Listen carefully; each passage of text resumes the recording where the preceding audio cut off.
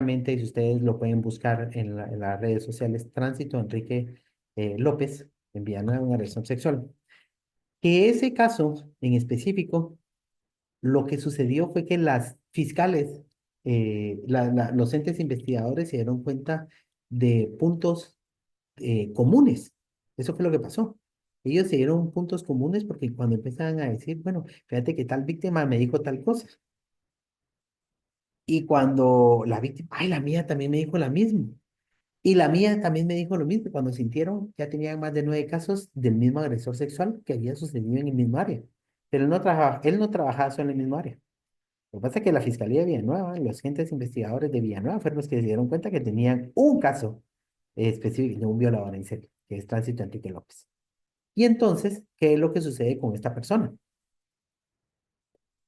Bueno, y dicen, ¿qué hacemos? Bueno, miremos si son de los mismos y para todo eso, como no tenían muestra de él, ¿qué es lo más prudente hacer? Bueno, hablemos con el INASIF, ¿qué se puede hacer? Entonces ahí es donde nosotros le damos la solución y decimos, pueden mandarnos todas las muestras de las víctimas y saber si el semen que está en cada una de las víctimas y los indicios de las víctimas es de una misma persona. Y efectivamente cuando nos lo envían, eso es lo que sucede, nos damos cuenta que es de una sola persona. Entonces, cuando empiezan a crearse esa parte de que es de una sola persona, el mismo agresor, porque ya no lo envían, porque no existe el decreto 22-2017, perdón, ahí no es 21, sino es 22, el 22-2017, que había que hacer oficio específicamente, eh, no era solicitud de la autoridad competente y no era de oficio como es ahora a través de este decreto. ¿Qué sucedía? Entonces ahí se dieron cuenta de que era un mismo agresor como tal. Y lo tuvimos que mirar, bueno, ahí sí es el mismo. Entonces dijeron, todos estos, en vez de llevarlo tres entes investigadores, 4 o 5 entes investigadores, lo puede llevar uno solo que tenga toda la información y poder llevarla. Pues efectivamente eso fue lo que sucedió y rápido. Así cayó rápido él, ¿verdad?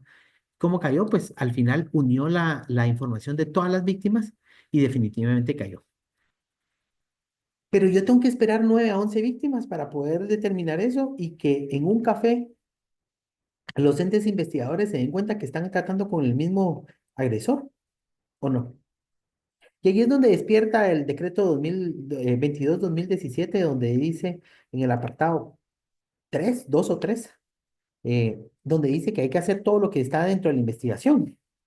Lo que pasa es que genética es caro, entonces la pregunta es, ¿qué es todo? Hay que hacer las cosas que son lógicas, por ejemplo, los sopados vaginales. Y entonces en ese todo, lo que nos invita es que hagamos todo lo de las víctimas. Entonces, cuando un agresor sexual se empieza a activar, ¿qué va a suceder? Nosotros vamos a tener su perfil de semen. Si cae en una segunda escena de crimen, yo ya sé que este agresor sexual ya lleva 2 víctimas. No necesito llevarlo a 7, 8, 9, 10, 11, 12, o como los micos, como la banda de los micos en Chimaltenango, y de los aposentos, que necesitamos que tener más de 40 víctimas. No necesitamos llevarlo a eso, necesitamos saberlo con la segunda. Este señor me está activando, con los de las gradas de con el agresor sexual de las gradas de Nimajuyú, o con el de la 13 calle también, de la 13 calle de la zona 13, por ejemplo, 15 calle de la zona 13, que las agarraba todos los domingos, justamente cuando venían las personas empleadas, trabajadoras, venían de sus lugares de origen, estaban siendo agredidas. Como hace poco también se dio con los agresores de allá de Quetzaltenango, San Marcos y Retauleu, en el Triángulo específicamente, que lamentablemente se escapó del sistema penitenciario hace poco el agresor. Pero no necesitamos que sucedan todas esas cosas y llegarse a hablar y tener muchas víctimas cuando esto no solo es una herramienta, el banco de datos genéticos no es una herramienta para, ojo con eso, no solo para hacer persecución, sino también para prevención. Y esto es para prevención de la investigación. Ok, ya sucedió uno, se activó, porque para la agresión sexual no hay estrato socioeconómico. Esa es la realidad, no hay ese estrato socioeconómico. Para la agresión sexual, para el abuso sexual, simplemente podemos ir, ok, está empezando a agredir, ya lo tenemos acá genéticamente, sabemos que es alguien acá. Ahora, miremos si se activa en otro lado, juntemos dónde está sucediendo esto, cuál es la geografía, todos los elementos de investigación criminal que se tienen, ahí se pueden activar. Y para eso es que funciona la base de datos como tal. Y aquí es por eso es que se logra establecer de diferente manera. Y tenemos los bancos de datos de ADN, tanto humanitario, criminal y de referencia. Entendamos esa parte. Nosotros aquí vamos a tener las de criminal en específico. Esa es donde estamos, donde tenemos bases de datos de todas las escenas de crimen, bases de datos de todas las reconocimientos médico legal, base de datos de todas las víctimas y también del otro lado tenemos bases de datos de sospechosos. Y así puede ser de que alguien entre por un caso y nunca se dieron cuenta cuando entra él como sospechoso, tal vez por un caso, empieza a pegar en una base de datos con otros tres, cuatro, cinco. ¿Y qué es lo que sucede? Empezamos a tener un caso. ¿Qué es lo que nosotros queremos llegar a tener en algún momento? ¿Cuál es la meta como científicos en algún momento? Nosotros queremos llegar a tener una búsqueda internacional de perfiles genéticos. ¿Cuántas veces ustedes no han visto que los agresores sexuales se van moviendo? Por ejemplo, que o se van a otros países. Así como ahorita, bueno, con las políticas que están habiendo, que nos están regresando a a varios connacionales en algún momento en uno de nuestros países, lo interesante sería, ¿por qué no venir con nuestro perfil genético? Quiero saber si allá hizo algo o si está teniendo acá, nada más. Porque en el decreto 22/2017 habla de que cuando los extranjeros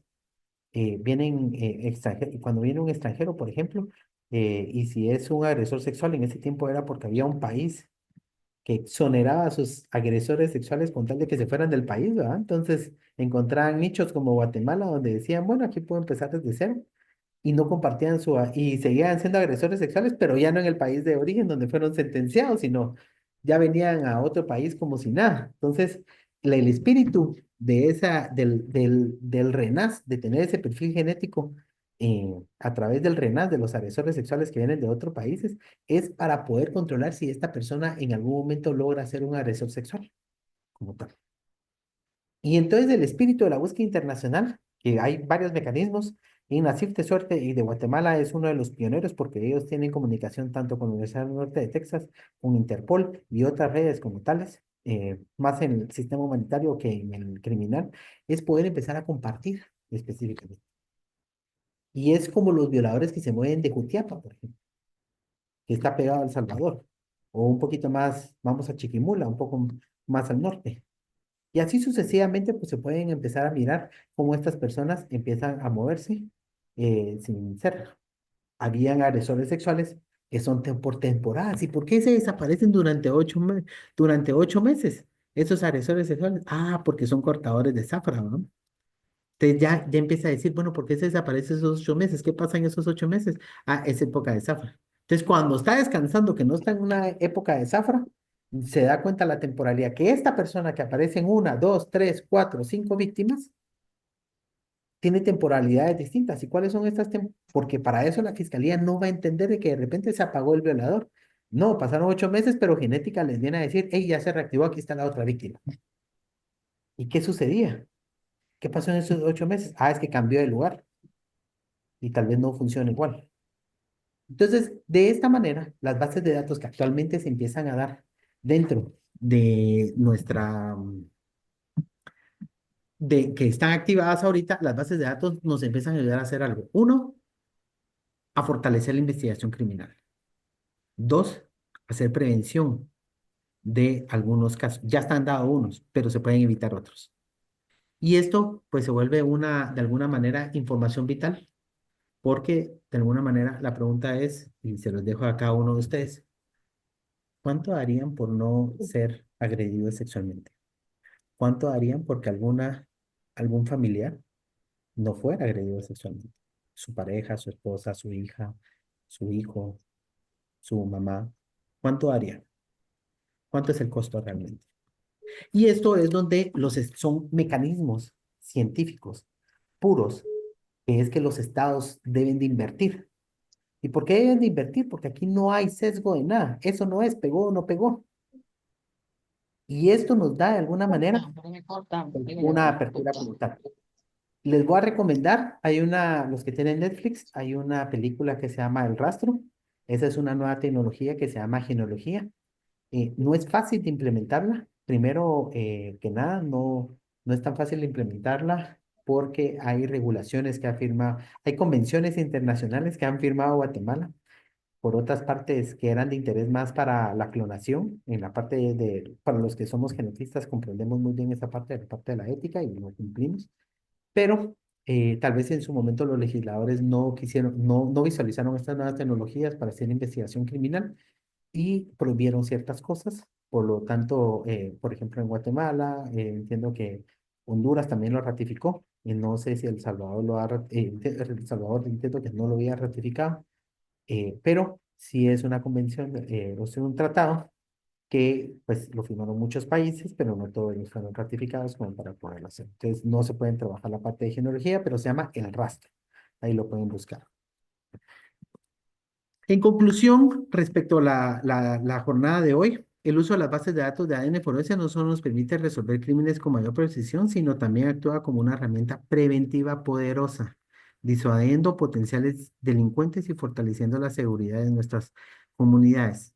Sigamos avanzando en esta dirección con el compromiso de proteger y servir a la justicia.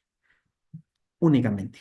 Gracias a todos por esta oportunidad. Espero que tengamos una buena charla sobre preguntas y es lo que les quisiera dejar. Licenciado, Gracias, doctor. vamos a dejar de compartir. Muy amable. Estamos observando acá nuestras primeras preguntas. En un minuto le hago llegar las preguntas que nos hacen llegar nuestros alumnos.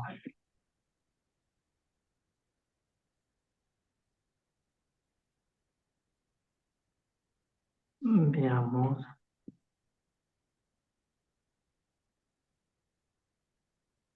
Doctor, Byron Estuardo López Barrientos nos indica qué probabilidad de que con el líquido preeyaculatorio el agresor embarace a la víctima.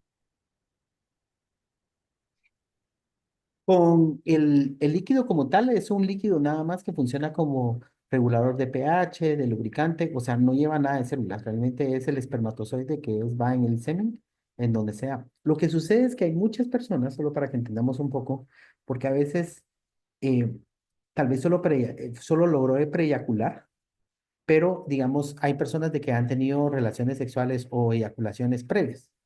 3 horas antes, 5 horas antes o 10 horas antes. Entonces, en el uretre, en, en la salida, en el miato, en toda esa parte, en esos canales son 300 millones de esperma. Imagínense cuántos van nadando y van sin control. Entonces, hay veces que se quedan pegados por ahí. Entonces, a veces cuando sale el fluido seminal, logra, pues también sale expulsado, a hacer como ese lavado. Pero esos espermatozoides prácticamente no van a tener ni una movilidad como para alcanzar un óvulo hasta arriba, es casi imposible realmente. Yo no soy la parte de embriología, eso habría que preguntarle a un experto como a Freddy Mejía, por ejemplo, ¿verdad?